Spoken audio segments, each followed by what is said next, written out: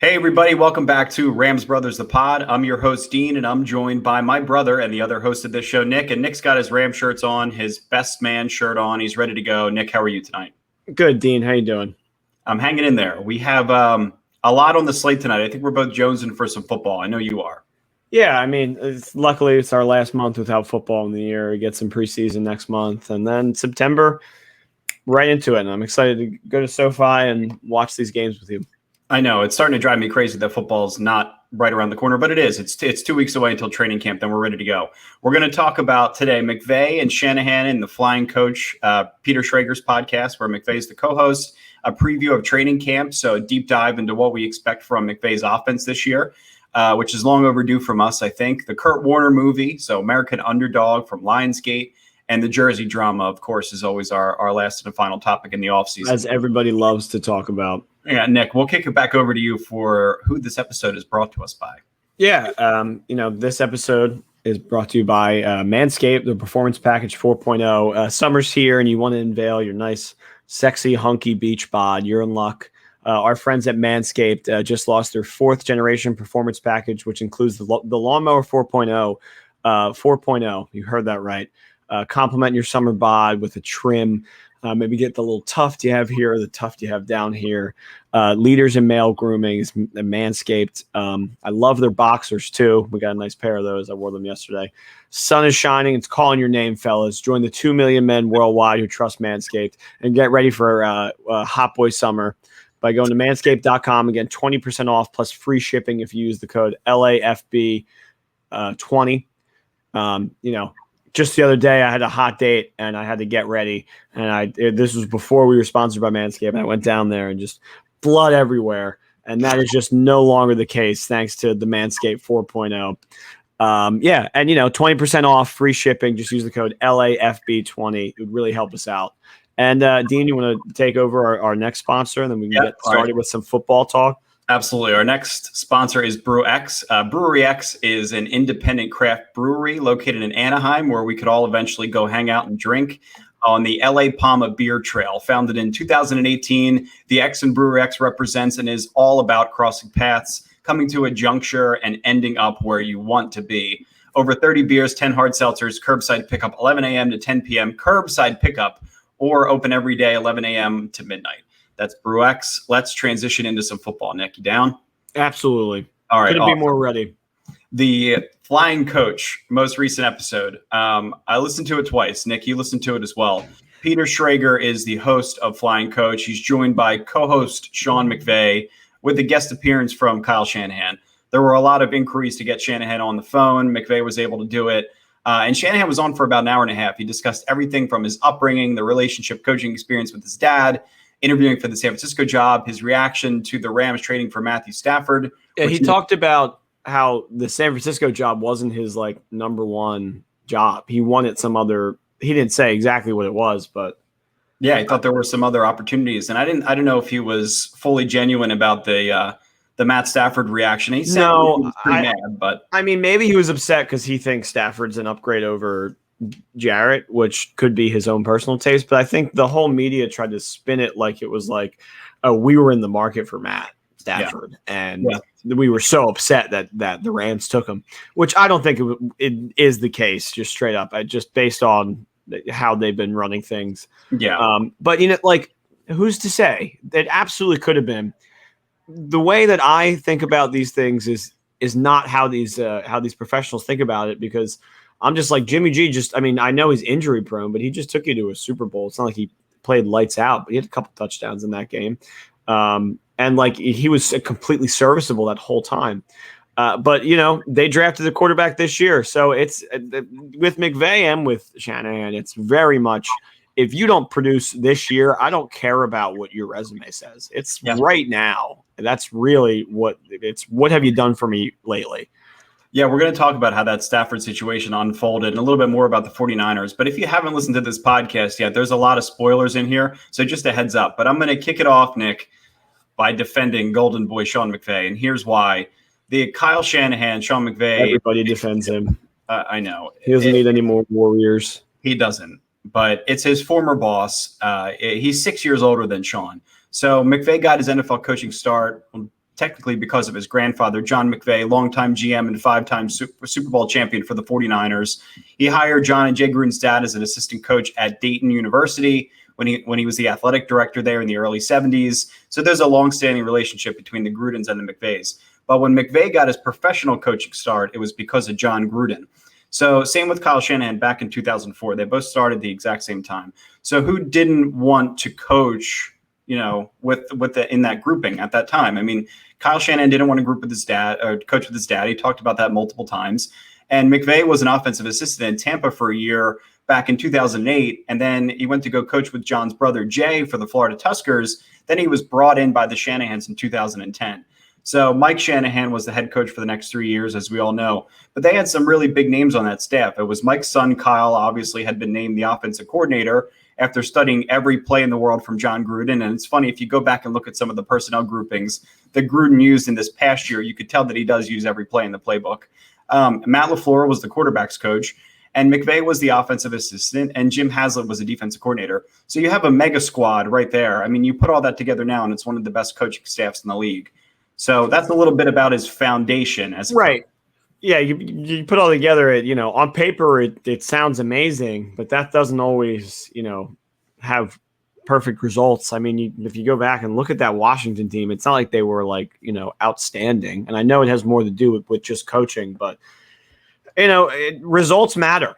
I'll die on that hill with everybody defending Matt Stafford like he's this amazing guy. Results matter, and it's not like he didn't have an amazing defense or really great weapons when he went to the playoffs back then. No, I get it. And it's not like that Washington team didn't have a really good Kirk Cousins. Like it's probably in his prime. Yeah. Well, I mean, I think there were a lot of young minds in that room too. And you could tell they shot the shit and they were all learning from each other, and they were all kind of stemming off of Shanahan's foundation as a head coach. But they all had their kind of new ways of thinking. So it is very much of a results-based league, as we all know. And, we'll talk about a little bit more with Stafford. But like I mentioned, that's what I feel like McVay owes to his foundation as a coach. It's his new ways of thinking, his core values, the way he treats players, the way he interacts with people. Everything is to the Shanahans and the Grudens because that was his upbringing. So, I mean, more specifically, Kyle Shanahan, who I mentioned was his boss for 3 whole years at that point. So McVay looks up to him. It's a brotherly type of relationship where he's a mentor and was a boss, but they have that type of brother relationship. So if you haven't listened to it yet, consider that before you tune in, because Sean McVay is really giddy and excited whenever Shanahan tells a story or something, and he's always willing to laugh, and it could be a little bit irritating. We were talking about Killer Instinct yesterday in the group chat between me, you, and our dad, and I was just saying, Dad's like, "Oh, we got a killer in Sean. Like he couldn't be more of a Killer Instinct." And then he's on this podcast, just absolutely giddy, giggling the whole time, talking with somebody who beat him 4 times in the last 2 years. And then you go back at the Super Bowl, and he's doing the same. Like he cannot help himself, but just word vomit nice things about Bill Belichick. So I don't know. He's a human being, and Shanahan's his friend, and he obviously looks up to Belichick because he's a head coach. But do you want to hold him to that standard, or do you want to hold him to a head coach standard where it's like, I don't like to see that. I don't want to see how happy he is. I mean, obviously it's his friend. Sometimes you just wish there was more like vigor and grit in some of these things because you want to win, and that matters. It does. You have to bring that competitive spirit in everything that you do. Yeah, I think there's 2 sides to it, right? One side where McVay just wants to be friends with the guy. He wants to be able to talk to him in his off time. It's a friend-to-friend personal type of relationship. And then at the other side of it, you look at it, what can McVay start to instill in his playbook and maybe become a little bit stronger as a head coach as he continues to go against Kyle Shanahan for years to come. I think Kyle Shanahan always feels like he has a consistent edge over McVay. And if anybody knows Sean McVay, it's Kyle Shanahan and Matt LaFleur, right? Those are the guys that know him the best. So when it comes to game planning against him, you know exactly what to expect. But I think from the perspective of having a mentor at work, that's something that if you had a boss or a mentor that you highly respected, would you feel confident going head to head against that person? I know I personally know it's different from football to, the professional world in business, but I think there's still some kind of blockage in your head where you're saying to yourself, they might have an edge over me. Yeah, and I think that's just like human nature. Yeah. I just want to see. I don't want to see this. Yeah. It's the off season and they're friends, and you got to respect that just straight up. But I don't know. It's just as a fan, you want to take out the humanity in the situation because you don't want to, see them being all pals. But it's essentially a colleague of his. Well, it feels like, how much more do you think we would enjoy this if they were Super Bowl champions in 2018 and Kyle Shanahan was not the following year? Well, no, I mean, I wouldn't care then. It's not like the Rams, I would if we would have won in 18 and they would have won in 19, I would be totally okay with it. I would probably be a little upset, but so much of it comes back to that loss. Completely different perspective, I think, if they win, and winning takes care of everything. But I know you mentioned the lack of killer instinct that Sean McVay may have when it comes to Kyle Shanahan. It's extremely valid. I really like your stance on this. But when he talks about specific plays and formations and how the play was executed and who scored the touchdown, right? He remembers everything from soup to nuts about what the 49ers have been able to do over the past couple of years. Soup to nuts. But I mean, I've never heard that. It's a new one. Well, it's actually probably not. But in big moments over the last few years, where is Sean McVay? Yeah, I mean, he's a beautiful mind. You know what I mean? Like that is no longer a topic of conversation. That, I hear that all the time. Everybody loves to bring that up. He remembers exactly this, that, and that. And maybe it's he studies it, or maybe it's he's one of those people who just has a photographic memory like that. But yeah, you got to have more than that. That doesn't win you games exactly. It's good to know that stuff, but none of that stuff matters when you're in a 3rd and 5 and you're in you're in enemy territory and there's less than 3 minutes to go and you got to score in some form. If you know what they're going to do and you still lose, then you still lost. Right. Yeah, no, and even if you call it, it's not sick.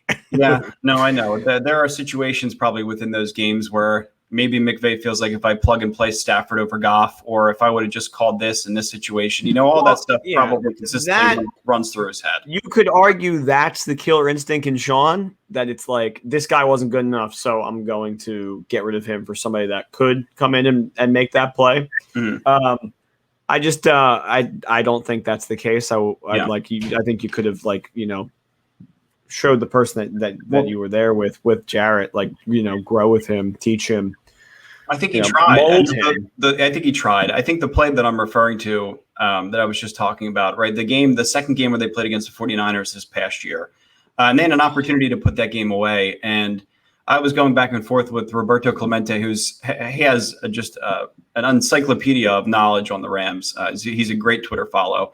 But just when you look at that play, you could argue that it was a one-read play, or Goff didn't fully go through his progressions, or he had more time in the pocket. There are so many different things that open up. Fred Warner was showing blitz. Robert Woods cut open, right? And if it was a one-read Cooper Kupp go route, maybe you have a quarterback in that situation who can manipulate a defense or read through what's happening within that play and make an adjustment and go to a different receiver. Go through your progressions. It shouldn't be a one-read play on a 3rd and 5 when you're in enemy territory with an opportunity to win the game, is my only point. So maybe game within the game that you're talking about with Sean McVay that I think he can get better at. But then again, it's if you know Jarrett, then you should know to give either have him farther back or give him more time in that position. It's adjust. I mean, he did. You know what I mean? Also, he had 2 seconds. I mean, he's not the guy that was going to scramble. So I don't know. That to me is points away from killer instinct, because it's I think McVay is kind of in a struggle mentally with what plays he can call. It's more to me. It's more of a finger pointing, oh, it's been your fault. You're the reason why we haven't done it. Where it's I feel like if you're a killer instinct, you're probably 1, the leader, and 2, taking the blame for everything in situations. And then we gradually saw throughout last year where he goes, our quarterback needs to take better care of the football. And that was was that after the Dolphins game? Yeah. Or was it? Yeah. And it was okay, well, 1, that's a good point. but two, we're seeing the relationship crumble here. Yeah, you saw it. I mean, you really did see it crumble. I was trying to look. It really felt like after that 49ers game was when the relationship started to go downhill. You saw on the sidelines that there was some remarks that would go back and forth. The body language was really poor. The relationship was just starting to digress. And you could say that there was no killer instinct in Jarrett, which is, I think, is also a fair argument. Yeah. But he was never billed as that guy. I think McVay won it right, and maybe the lack of killer instinct in Goff was off-putting for McVay. And then you have the opportunity. Brad Holmes and the Lions and Stafford make themselves available, and he feels like Stafford could potentially come in and instantly install his own methodologies, his own. Well, I mean, like in that playbook, right? At this point, he better. You know what I mean? Yeah. Because of how you're marketing it, because of what the moves you made to get him, and where he is in his career. Because otherwise, we're throwing out 13 Wolford, and we're marooned. So like my position on McVay has completely changed over this offseason. I used to be like you and most other Rams fans, where it's just like, in McVay we trust. He brought us out of the ashes when we were so bad. But this move is just so. It just rubs me the wrong way in so many different ways that I can't. I feel like I have to. Just not like anytime someone's like, oh, McVay's he's the guy. It's like, well, you better prove it this year, because he's really not giving himself any kind of liability. Well, I think the mutual respect. Obviously, there's respect. I mean, I'm that saying goes without saying. The mutual respect for Stafford. It was you could hear it pouring through the airwaves when Kyle Shanahan was talking about him. Oh, okay. And you go back to study him, and you understand why McVay is so happy. He seems like everything's finally aligned. I think it's a good opportunity to transition over to the training camp preview, right? Because we talked about training camp, how it's going to be starting up in 2 weeks. Just in terms of what we could expect to see. I mean, we already talked a little bit about Goff and Stafford here, but we're going to dig into the offense a little bit more. I expect in terms of social media with the Rams, a ton of bombs, right? Deshaun Jackson, Jacob Harris, Tutu Atwell, returning punts, right? All the flashy stuff. You're saying social media is just going to show like they show money ball. Yeah, they show the highlights. Absolutely. But one thing that I want to take a look at as the offense continues to evolve is the opportunity to increase their explosive air yards per play. That's for certain. That's something Jordan Rodriguez just called out in one of her recent articles. Explosive air yards and an increased overall yardage per play puts Sean McVay in a much better position to succeed. And he doesn't have to be overly confident or overly concerned, right, with difficult downs and distances. And he has more versatility with what he could do on certain spots of the field. So he doesn't have to put together these really long 14, 15 play drives where his quarterback's dinking and dunking down the field, right? Those are the things that drive a coach crazy, right? You want to be able to take the top off. You want to be able to increase your explosive air yards per play. And it's not something that they did well in terms of 2018. The Rams' deep pass percentage, which is passes that travel 15 yards or more in the air, was so much higher than it was in 2020. Well, you know what I'm going to say, right? You know exactly what I'm going to say. Yeah. Well, I mean, Brandon Cooks. Yeah, partially Brandon Cooks, and Todd Gurley opened up that offense. It's not like Jarrett didn't show that was something he was more than capable of. Yeah, but you took that guy away, and then it's all Jarrett's fault. I mean, Gurley as well. Gurley was huge, and in 2019 we saw how huge he was. Yep. In like impact wise, and Cooks, but yeah, they still don't really have that. So Deshaun, Tutu potentially, but like.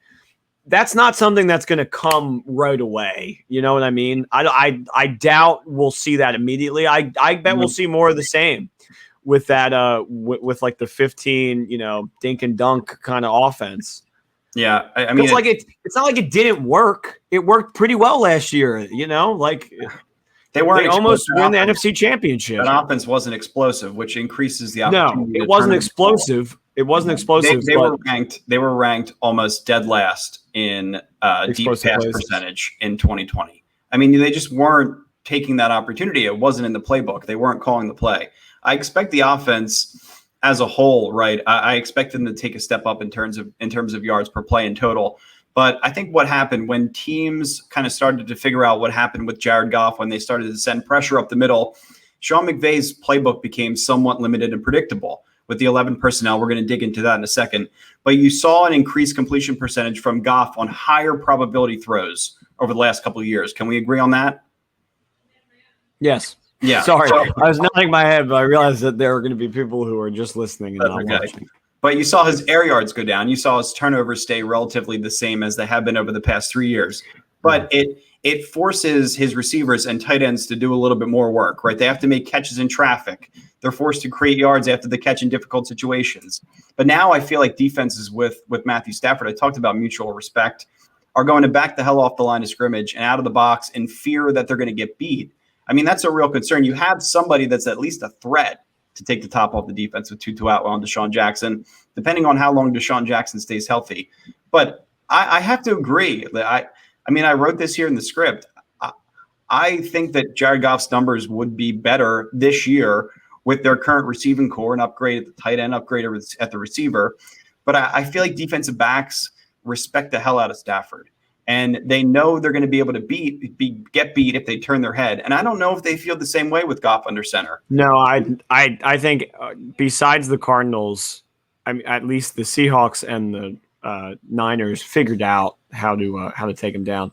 But then again, like I thought the Patriots did too, and Goff put on a show that game. So, well, I mean, they limited him extremely in that game. I think he threw the ball less than 25 times. That was a Cam Akers show in that game. That was a well-coached game. I'm just remembering the Goff dive. He did enough in that game.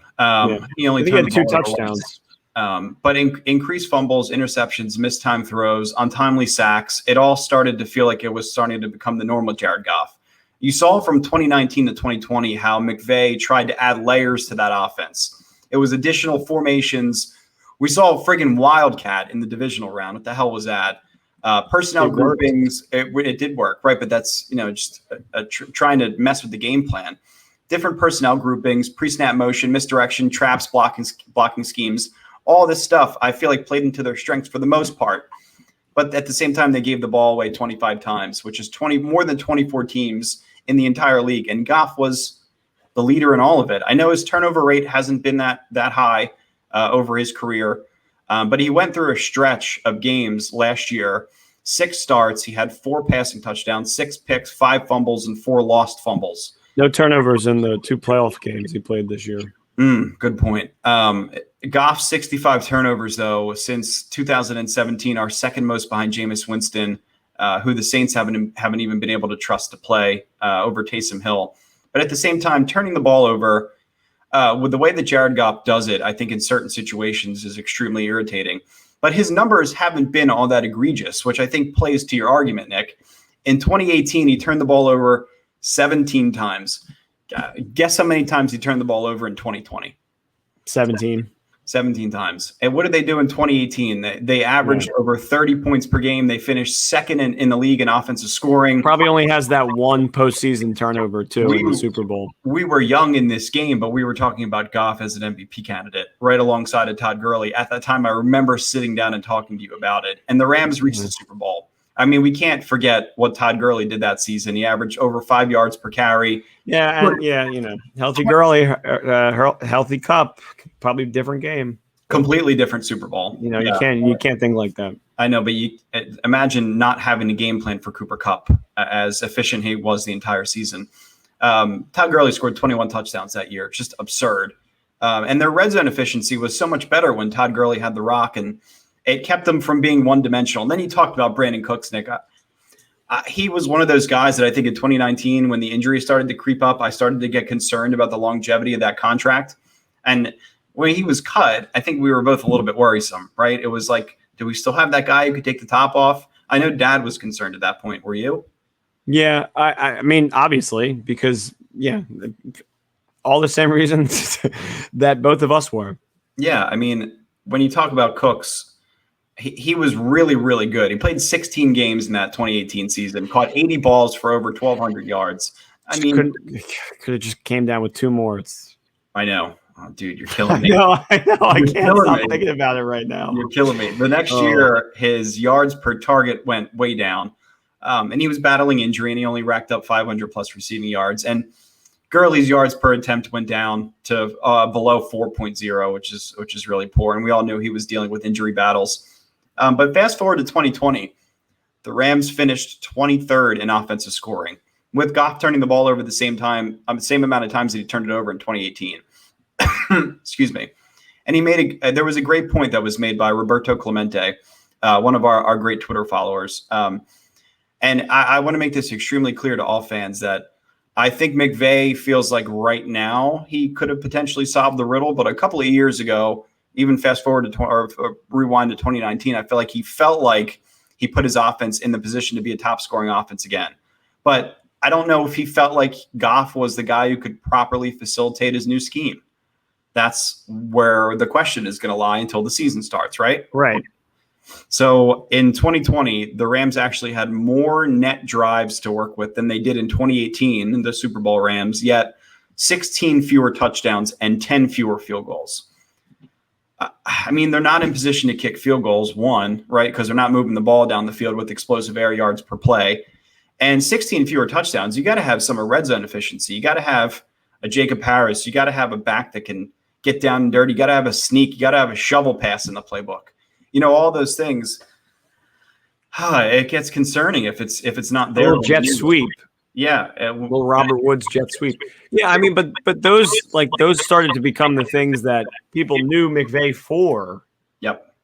So they don't become as spontaneous, and then they become regular. And as soon as that happens, and that was a huge part of that 2017, 2018 team. It was so new. And now you got all these guys coming in, and they run a similar scheme. Yep. I mean, you talk about you hit the nail directly on the head.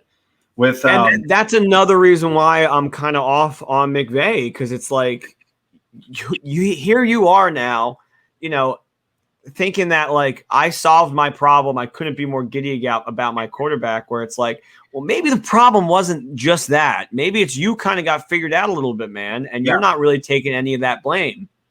I think that's what he wants to figure out, right? Well, I guess this would help him figure out that dilemma with getting a new quarterback. But if it's in the same, if the same thing happens, if they don't get the NFC Championship this year, then what was it all for? It's also kind of odd to know that he's untouchable and Goff was just trash, right? I mean, when you really think of it that way, he had so much power to be able to make that decision so quickly. Oh, yeah. Mm-hmm. I know. If I was the owners, I would be like, no, figure it out. Everybody, off. Everybody signed right off on it because of the because that's the guy that they trust. Yeah. And I guess you have to do that. We'll talk about the scheme change. This is super interesting. When he owned 11 personnel, I mean, that was the talk of the town. There were books that were being written about it. There's a podcast called 11 Personnel. Yeah. Named their podcast 11 Personnel. I mean, there's no other team that ran 11 personnel more than the Rams did in 2018. 11 personnel in first down, 94%. Second down, 100%. A third down, 97%. You could imagine that it was fairly easy for Bill Belichick to game plan against them in the Super Bowl. Especially, and we talked about this on many, many podcasts in the past, when they lay out the blueprint like Detroit and Chicago did on how to beat them. And when that personnel grouping and that scheme change kind of started to shift was in 2019, when McVay figured 12 personnel, which is one running back, 2 tight ends, and 2 receivers, would better suit his personnel groupings and prevent defenses from dominating with that 6-1 front and 0 coverage. So adjust. That's another thing that McVay's bad at. He doesn't know when, or he gets in his own head too much. Mm-hmm. And halfway through the game, and you're like, okay, it's halftime. Adjust. They have figured it out. Show us 12. You know what I mean? Change it up. Yeah. Which is something I think he's getting better at, honestly. He has. But that was the biggest thing about him, is that he was so stubborn with what he thought worked. He changed. I mean, he did change. He did, and that's good. That's points for him for that, because you do have to change. And in everything. This past year was pretty crazy. I was gonna say this is a crazy stat. In 2020, McVay dipped to 65% of 11 personnel on first down, 79% second down, and 72% on third down, which is still an astronomical amount. but it's also right near the league average. Yeah. So, like, in retrospect, it's not that crazy. They mixed in 350 plays out of 12 personnel last year, which is nearly a third of McVay's play calls. They also mixed in a little bit of 13 personnel, which is 3 tight end set. And for what it's worth, 11 personnel is still the most popular personnel grouping just in all of football. So yeah.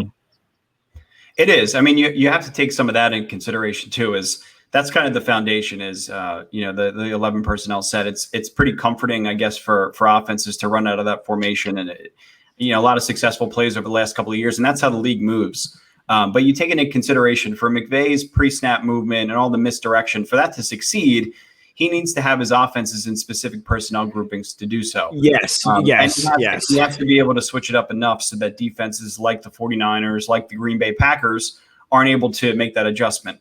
Yes. Right. And then you throw in a wildcat or whatever, but it's just not enough.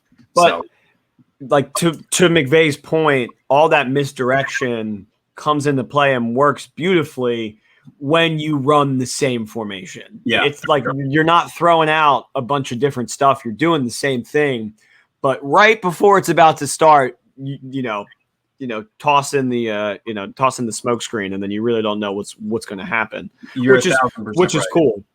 Yeah, you're right.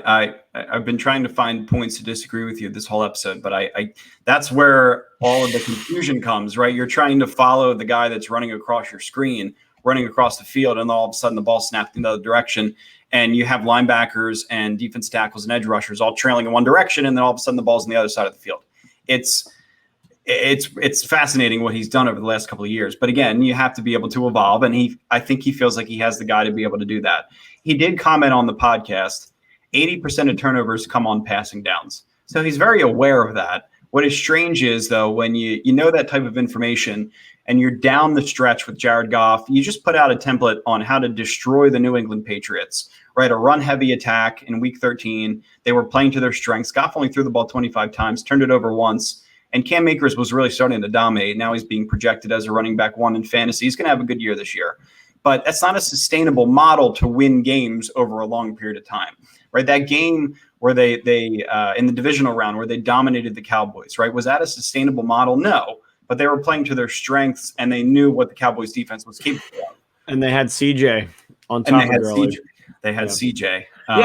And that's what they tried to do in the Saints game. But CJ and Gurley had like a horrible turnover very early on.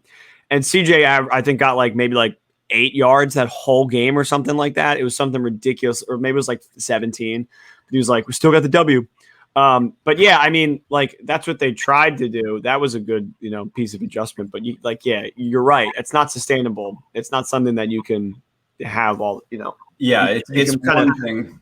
Put your hat on. But every now and then you get, one of these amazing backs, and you're like, oh, this is just our whole team. I think what the Rams did really well last year. Derrick Henry. They were able to play opponents' weaknesses really well. The defense was incredibly tough, right? The different type of groupings that they ran out with their defensive backs, mixing Jalen Ramsey in the nickel and rotating defensive backs, and young, fast hybrid linebackers and Aaron Donald, of course. That defense was very revolutionary, which is why Brandon Staley got a head coaching job. So they were playing to opponents' weaknesses that whole season. But to be a Super Bowl caliber team, you have to be able to play to the opponent weaknesses and then also be able to overcome a situation where you're getting out coached, right? You have to have a player that can take you over the top if you fall behind 28-3 in a Super Bowl, right? You need somebody that has that type of killer instinct and that winning mentality to be able to take you over the top. So, I wonder how mad Shanahan gets when you bring up that Falcons Super Bowl. Do you think he gets more mad about the Falcons Super Bowl or the Falcons Niners? The Falcons, because the narrative is that he just couldn't stop throwing the ball. And if you listen to the podcast, he talks about how he just felt like Julio Jones was completely unstoppable in that game. And he was like, no, we want to get the ball. We want to go. We don't want to chew a ton of time off the clock. We want to be able to win this game and put it away. And he said he was just his blood was boiling when Brady was on the field because it was just play after play. It was just dominating the defense. And the lucky breaks that they got, that Edelman catch is just probably is burned in his retina. And it's an amazing defensive play. The ball is batted. Yep. And there was a play that actually broke for a first down, similar to what happened in that Rams game where in the Super Bowl, where they called that hold and just killed us on that drive where Gurley had his first big run of the Super Bowl. But a very similar play where they called a hold in a similar situation obviously went in the Patriots' favor. And he said that should be the narrative of the game, was that holding call, like it is in the NFC. Is that what he said? No way is that what he said. Go back and listen to the episode. I would say that's a carbon copy. You can't say that. You can't say that. Not that he thinks it should be the narrative, but there should be more talks about what happened outside of the box score of 20. Loser. Spoken like a loser, man. And there's a lot of stuff you can't be the guy that lost and been like, oh, yeah, but, if the dice would have rolled this way. You know what I mean? Captain hindsight, I know. But I just want to be honest with all of our listeners, with you, with anybody else that watches the Rams. There's no offense as painful to watch as Sean McVay's offense when it's been figured out. So if the offense, I can agree with that. If the offense for whatever reason does become figured out this season, we have to be reliant on the quarterback to be able to pull us out of that shit. But obviously, overall, McVay hopes that under Stafford, the offense that was ranked 22nd overall in total offense last year and 26th in passing touchdowns and 19th in red zone touchdowns is going to drastically improve. That is not a Sean McVay offense. Those are not numbers that a Sean McVay offense puts up. Okay. No.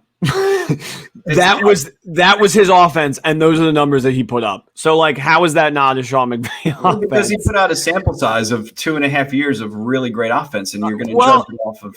Yeah, off of one of his years. By his standards, that's the year you should judge him on because it was the most recent. It was the last one. So, it's that you can't double standard it like that. I get you know what I mean? That was his offense. That's what he did. It's what portion did he underperform? Yes, but so did the whole team. What portion of you and what portion of the fan base feels like I have to be the minority? No, you're not. I don't think you are. But what part of the fan base do you feel like McVay probably felt like he had to play 100% mistake-free football and was micromanaging the game within the game? And when Jared would make a mistake, it would compound into more frustration and questionable play calling and talk behind each other's backs. That, to me, in a nutshell, felt like what happened. Yeah. Having to play perfect football, having to call. Well, no, I mean, it's like the McVay legacy, and some people can't take that that form of coaching.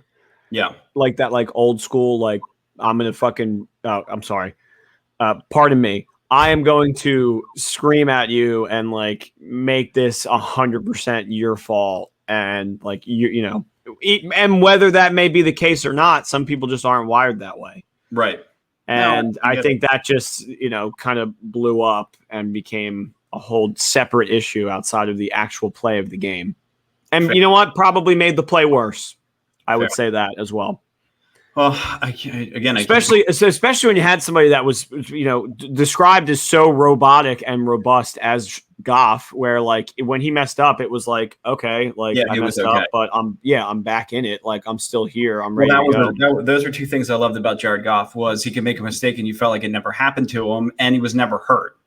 He was never off the field besides the one thumb injury when Wolford got a taste. But I want to mention activation of eligibles is a phrase that Jordan mentioned in one of her recent articles. It's a phrase you're going to hear a lot this year. It's probably going to drive you crazy. But it's all about Stafford's ability to manipulate coverage and move out of the pocket and work efficiently through his progressions in order to widely distribute the ball, which is what I think Matt Stafford is in his core. But it also speaks to a dog. That the Rams feel like they've added layers to their passing game, both horizontally and vertically. Yes. So I'm pretty excited that the team feels like they have a new identity. I think that's one thing that I know maybe it's not the identity that you're looking for, but it starts with the quarterback. And you can't fail to mention that some of the players on this roster are certainly going to get a lot of attention outside Matt Stafford that are newcomers. So I think partially you could be excited for that. I don't know if you're against that, but I think is here. There is plenty room for excitement. It's just the expectations now have become so high So I'm just like a little worried. I mean, I'm more excited, honestly. And I know this is unpopular opinion, but we had such an amazing defense last year. I am just with the young talent and with Aaron Donald hopefully being like reaching like an apex mode. I mean, he's been unstoppable for years now. He's still in his apex. Yeah. So like as flashy and showboaty as this offense wants to be, it'll get you nowhere if you don't have the solid defense like we had last year. So I know, yeah, the defense is going to be something that we're going to have to break down in a separate episode. But just because it was so great last year, that's the issue that we had in 2019. Remember, we were talking about champagne problems, and they added Eric Weddle and Clay Matthews, and everything's going to be great. And we didn't have anything to talk about. Weddle, don't even get me started on that guy. McVay's still out here saying, oh, yeah, he's definitely one of the people that I could foresee being a coach in my lifetime. And it's like, oh, God, he was so horrible for us. I know. I heard Eric Weddle's name on the podcast. Right? Yeah. It's like McVay getting all giddy with Shanahan. I'm like, dude, you're going to kill me. Like, who did Weddle, what amazingness did, like, I'm not going to say what I want to say. No, it was a bad experience with Eric Weddle. But during training camp, I know we talked about the Rams social media showing highlights and stuff. But of course, there are some big names that I really want to take a look at. Tutu Atwell, of course, returning punts, potentially rotating in the slot, maybe as a third receiver. Jacob returning. I know you're nervous. I would be too. Rookie punt returner. Love the sound of that. It's oh God. Our special teams must do better next year. They were so bad last year. They were maybe the worst special teams in the league. I think they were. They were. I think they were last or second to last. Yeah, they were at the absolute bottom. Yeah, they were terrible. And we called it out every single time they made a mistake. Jacob Harris is a name that nobody could stop talking about. The Rams put out an article on him today. He's only been in shorts and a helmet, and they're blown away by him. I would like to see him in pads and in contact. Austin Corbett, Bobby Evans, Joe Noteboom. The way that offensive line is starting to evolve, I think the athleticism, if you watch Baldy's most recent tweet, he talks about the crossover effect and how these offensive linemen are so much more athletic and can really get that first step down. And it drives defensive lines crazy, and it creates a lot of lane for running backs to merge through. And I'm interested to see how the offensive line progresses, especially as we lose Aaron Cromer, but his son Zach is still there. David Long, I think, as he potentially rotates into the nickel role, takes over for Troy Hill. Terrell Burgess, obviously a safety they drafted last year, see what his impact is. Same with Taylor Rapp, see if they're going to be vocal leaders on that defense. And then Ernest Jones, the rookie linebacker that they drafted. Can he come in? Can he win the Mike linebacker position? Going to be really interesting to see. So that's kind of what I'm taking a look at. There's some other stuff. I think, the way that the running back group is built. How much Henderson gets on the field. How much Henderson is able to be is Cam Akers a 3-down back? Is he able to improve in pass pro? Do they need more at that position? Do they need more on the offensive line? It's just like McVay's got so many toys now. I don't even know what else I can say. You know what I mean? It's like you have to, you have everything that you want now. Henderson is more than capable of being like a great back in this league, I believe. Obviously, Cam is too. So. Give us 2018, Yeah, but can Cam Akers carry the load throughout a 17-game season? I don't think he has to, because we have other good backs. Still have Xavier, right? Yep, we do. I haven't seen a ton of him, but they talk about him, that they like him. But I don't know if they're going to be able to play that same level of smash mouth football that they played back in 2018. John Sullivan was a guy that they talked about at the center position that McVay talked about in the podcast that he just loved, even as a coach, as a player. Can Austin Corbett, who put out a pretty good tape last year, can he come in and play really well at center? Should they have drafted a center? So the whole offensive line we're going to continue to monitor. I think the defensive backs, real quick, we'll talk about the defense and Ernest Jones, David Long, Dante Dion, Terrell Burgess, Taylor Rapp. They all have really, really solid opportunities to carve out their own role on this defense. It's going to be interesting to see who wins those jobs, who wins the nickel job. Is it Long or is it Dion? Does Robert Rochelle, the rookie, rotate in and take some reps behind Jalen Ramsey? And how bad is John Johnson III? How bad is that? Yeah, I mean, I don't want anybody. I want Ramsey on the field all the time. I this may be a hot take, but I don't think we're going to see a lot of Rapp. No, we might not. No. Yeah, I don't think he's going to make the cut. I mean, maybe special teams guy, but I think they like him in that hybrid linebacker type role where he can go in and out of the box and maybe drop into coverage. But he's a weird size. He's like kind of a strong safety, but he could play a little bit of linebacker, and he's a good tackler, but not really. It's a weird player. Yeah. He's like more of like an Iron Man than he is like a good football player. He's tough to fit into your lineup, that's for sure. Maybe they rotate him in specific sub packages. Yeah, I mentioned Ernest Jones.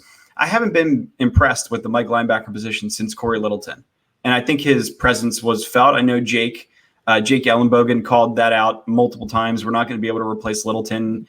He was right. And one of the things that I want to see is that Mike linebacker position start to go into the direction where we're moving in the top 15, 10 in terms of performance. You're not going to get that out of Kenny Young or who's the other guy, Troy Reader. But can Micah Kaiser step in? Who's going to be the leader of that group? Who's going to be the voice of the defense in the linebacker group? So I think all that stuff it remains to be seen. But I do like Ernest Jones' potential to be able to step into that role.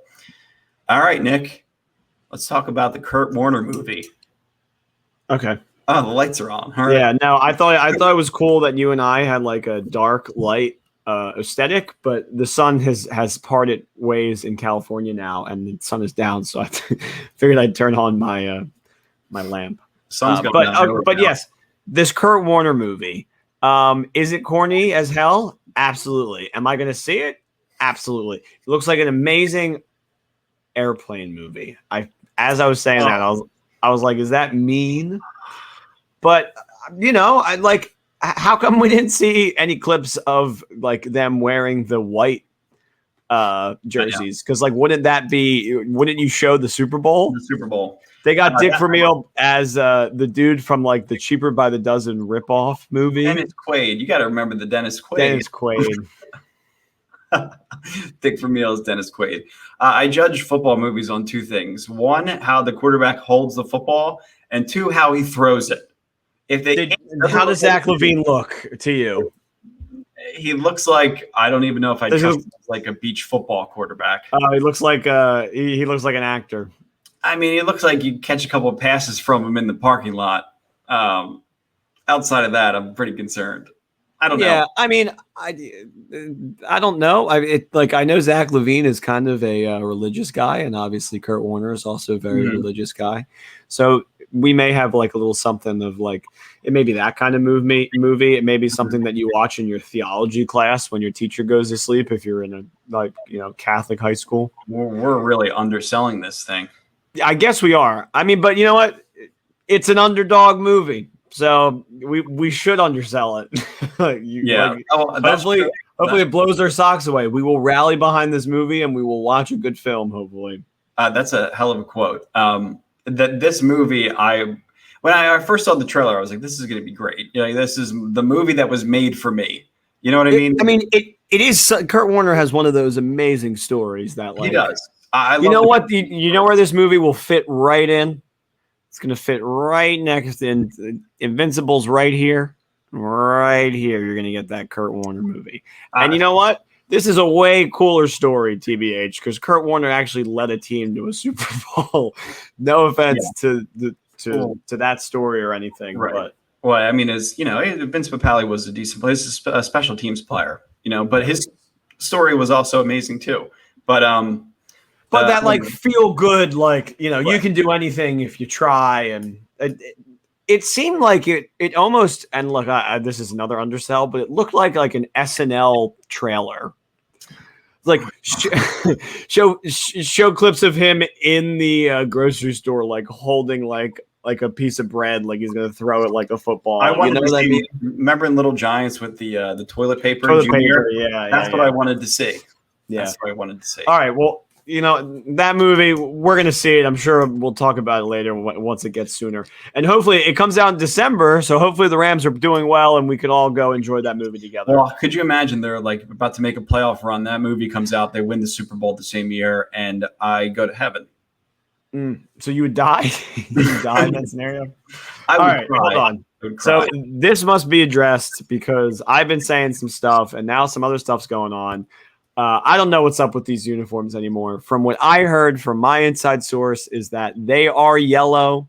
But when we were at SoFi, I asked one of the employees there, and they said the next ones is coming out are white.